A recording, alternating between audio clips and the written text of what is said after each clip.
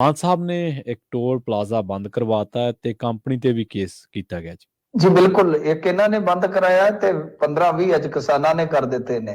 ਜੀ। ਤਾਂ ਟੋਲ ਪਲਾਜ਼ਿਆਂ ਲਈ ਤੇ ਅੱਜ ਦਾ ਦਿਨ ਹੈ ਜਿਹੜਾ ਨਾ, ਉਹ ਕਹਿ ਸਕਦੇ ਆ ਕਿ ਕਲੋਜ਼ ਡੇ ਸੀਗਾ, ਬੰਦ ਬੰਦ ਬੰਦ ਤੇ ਬੰਦ। ਖੈਰ ਵੇਖੋ ਗੱਲ ਇਹ ਆ ਕਿ ਟੋਲ ਪਲਾਜ਼ੇ ਅੱਜ ਕਿੱਦਾਂ ਬੰਦ ਹੋਏ ਆ, ਉਹਦੀ ਵੀ ਮੈਂ ਦੱਸ ਦਿਨਾਂ ਬਾਅਦ ਦੇ ਵਿੱਚ ਕੀ ਕੀ ਕਹਾਣੀ ਰਹੀ ਹੈ। ਪਰ ਇਹ ਜਿਹੜਾ ਮਸਲਾ ਇਹਨਾਂ ਨੇ ਚੁੱਕਿਆ ਅੱਜ ਫੇਰ, ਮਤਲਬ ਕਿ ਜਦੋਂ ਇਸ ਤਰ੍ਹਾਂ ਦਾ ਕੋਈ ਹੁੰਦਾ ਹੈ, ਘਟਨਾਕ੍ਰਮ ਵਾਪਰਨਾ ਹੁੰਦਾ ਤਾਂ ਫਿਰ ਮਾਨ ਸਾਹਿਬ ਆਪ ਵਾਗਡੋਰ ਸੰਭਾਲਦੇ ਨੇ। ਕਿਸ ਤਰੀਕੇ ਦੇ ਨਾਲ ਫਿਰ ਪੀਸੀ ਕੀਤੀ ਜਾਂਦੀ ਹੈ, ਕਿਸ ਤਰੀਕੇ ਦੇ ਨਾਲ ਮੇਜ਼ ਖੜਕਾਏ ਜਾਂਦੇ ਆ, ਕਿਸ ਤਰੀਕੇ ਨਾਲ ਵਿਰੋਧੀਆਂ ਤੇ ਹੱਲੇ ਕੀਤੇ ਜਾਂਦੇ ਆ, ਜਲਵਾ ਜੁੰਬਸ਼ ਜਿਹੜਾ ਹੈ ਨਾ ਉਹ ਵੇਖਿਆ ਹੀ ਬਣਦਾ ਹੈ। ਤਾਂ ਖੈਰ ਇਹਨਾਂ ਨੇ ਲਾਚੋਵਾਲ ਦਾ ਜਿਹੜਾ ਟੋਲ ਪਲਾਜ਼ਾ ਸੀਗਾ, ਜਿਹੜਾ ਖੁਦ ਹੀ ਇਹਨਾਂ ਨੇ ਕਿਹਾ ਕਿ ਅੱਜ ਐਕਸਪਾਇਰ ਹੋ ਗਿਆ, ਉਹ ਜਾ ਕੇ ਬੰਦ ਕਰਵਾ ਦਿੱਤਾ। ਪਰ ਨਾਲ ਇਹਨਾਂ ਨੇ ਜਿਹੜੀ ਗੱਲ ਕਹੀ ਆ, ਗੱਲ ਉਹ ਇੰਟਰਸਟਿੰਗ ਹੈ, ਦਿਲਚਸਪ ਆ ਕਿ ਇਸ ਸੜਕ ਦਾ ਨਿਰਮਾਣ 8 ਕਰੋੜ ਦੇ ਵਿੱਚ ਕਰਵਾਇਆ ਸੀਗਾ ਸਰਕਾਰ ਨੇ।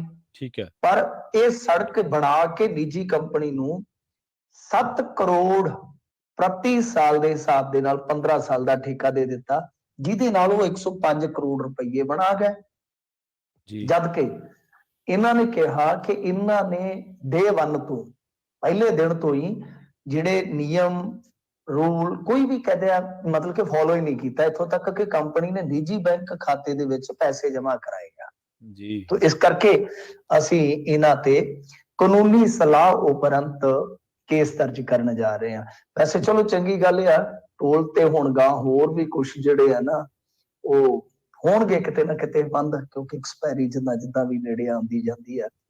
ਪਰ ਇਸ ਮਾਮਲੇ ਦੇ ਵਿੱਚ ਇੱਕ ਚੀਜ਼ ਜਿਹੜੀ ਵੇਖਣ ਵਾਲੀ ਹੈ ਉਹ ਇਹ ਆ ਕਿ ਜੇ ਇਹ ਪਹਿਲੇ ਦਿਨ ਤੋਂ ਹੀ ਏਦਾਂ ਕਰ ਰਹੇ ਸੀਗੇ, ਮਤਲਬ ਕਿ ਨਿਯਮ ਕਾਇਦਾ ਤੋੜ ਕੇ ਚੱਲ ਰਹੇ ਸੀਗੇ, ਤਾਂ ਫਿਰ 9 ਮਹੀਨੇ ਇਹਨਾਂ ਨੂੰ ਕਾਹਤੋਂ ਦਿੱਤੇ ਗਏ? ਆਪਾਂ ਹੀ ਪਹਿਲਾਂ ਹੀ ਫੱਟਾ ਚੱਕ ਦਿੰਦੇ, ਕਿਹਨੂੰ ਡੀਕਦੇ ਰਹੇ ਜੀ? ਐਕਸਪਾਇਰੀ ਤਾਂ ਜਦੋਂ ਆਉਣੀ ਸੀਗੀ ਆਉਣੀ ਸੀ।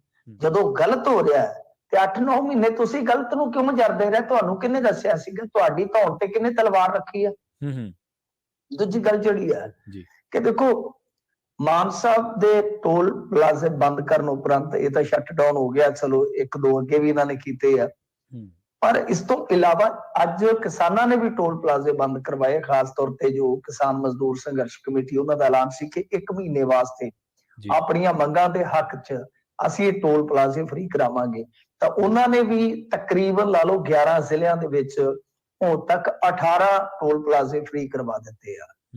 ਇੱਕ ਪਾਸੇ ਇਹ ਟੋਲ ਪਲਾਜ਼ਾ ਬੰਦ ਹੋਇਆ, ਦੂਸਰੇ ਪਾਸੇ ਕਿਸਾਨਾਂ ਨੇ ਕਰਵਾ ਦਿੱਤੇ। ਔਰ ਇਸ ਦਰਮਿਆਨ ਜਦੋਂ ਟੋਲ ਪਲਾਜ਼ੇ ਬੰਦ ਕਰਵਾਏ ਜਾ ਰਹੇ ਸੀਗੇ ਤਾਂ ਕਾਫੀ ਮਾਹੌਲ ਤਣਾਅਪੂਰਵਕ ਵੀ ਹੋ ਗਿਆ, ਕਾਫੀ ਮਤਲਬ ਕਿ ਜ਼ਿਆਦਾ ਉੱਥੇ ਤਲਖੀ ਵੀ ਵੱਧ ਗਈ, ਕਿਉਂਕਿ ਜਿਹੜੇ ਟੋਲ ਕਰਮਚਾਰੀ ਖਾਸ ਤੌਰ ਤੇ ਟਾਂਡਾ ਨਜ਼ਦੀਕ, ਉਹ ਤਾਂ ਇੱਕ ਤਰ੍ਹਾਂ ਨਾਲ ਕਹਿ ਲਓ ਭਿੜੀ ਗਏ ਸਨ ਜੀ।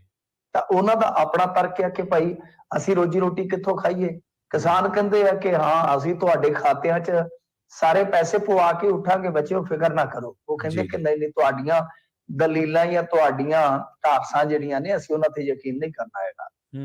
ਤਾਂ ਉੱਥੇ ਕਾਫੀ ਮਾਮਲਾ ਜਿਹੜਾ ਉਹ ਗੁੰਝਲਦਾਰ ਬਣਿਆ ਰਿਹਾ, ਤਾਂ ਹਲਕਾ ਲਾਠੀਚਾਰਜ ਵੀ ਹੋਇਆ ਟਾਂਡੇ ਦੇ ਨਜ਼ਦੀਕ। ਤਾਂ ਖੈਰ ਇਹ ਹੁਣ ਭਗਵੰਤ ਮਾਨ ਹੋਰਾਂ ਨੇ ਜਿਹੜਾ ਮਾਮਲਾ ਦਰਜ ਕਰਵਾਇਆ, ਇਹਦੇ 'ਚ ਵੇਖਦੇ ਆ ਕੀ ਬਣਦਾ ਕੀ ਬਣਾਉਂਦਾ। ਪਰ ਜੇ ਇਹ ਮਾਮਲਾ ਇਸ ਤਰ੍ਹਾਂ ਦਾ ਹੈ ਕਿ ਪਹਿਲੇ ਦਿਨ ਤੋਂ ਹੀ ਇਹਨਾਂ ਨੇ ਕੋਈ ਰੂਲ ਕਾਇਦਾ ਕੋਈ ਨੇਮ ਫੋਲੋ ਹੀ ਨਹੀਂ ਕੀਤਾ, ਇਹ ਸਾਰਾ ਕੁਝ ਇਲੀਗਲ ਢੰਗ ਨਾਲ ਕਰ ਰਹੇ ਸੀਗੇ, ਤਾਂ ਇਹਦੀ ਮਿਲੀ ਭੁਗਤਾ ਨਹੀਂ ਸੀਗੀ।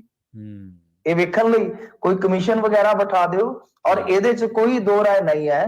ਆ ਥੋੜੇ ਦਿਨ ਪਹਿਲਾਂ ਸਤੰਬਰ ਦੀ ਗੱਲ ਆ ਕਿ ਚਾਰਜਸ਼ੀਟ ਹੋਈ ਆ, ਉਹਦੇ 'ਚ 30 ਮਤਲਬ ਕਿ ਕੁੱਲ ਮਿਲਾ ਕੇ 30 ਅਫਸਰ ਆ, ਕੁਝ ਸੁਪਰਡੈਂਟ ਨੇ, ਕੁਝ ਐਗਜ਼ੀਕਿਊਟਿਵ ਇੰਜੀਨੀਅਰ ਨੇ।